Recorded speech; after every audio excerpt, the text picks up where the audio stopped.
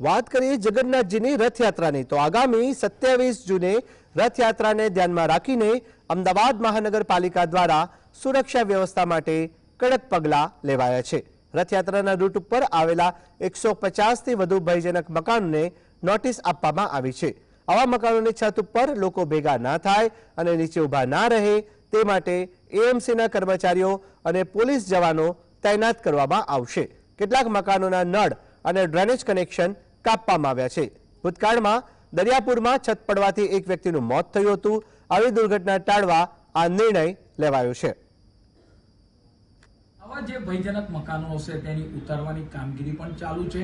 તદુપરાંત આપણે વાત કરીએ કે જે મકાનોની અંદર આવા ભયજનક છે, જે લિફ્ટેડ યાદીમાં છે, તેના પર કોર્પોરેશનનો કર્મચારી, તદુપરાંત તેના પર બેનર અને પોલીસના જવાનોને પણ ઊભા રાખવામાં આવશે।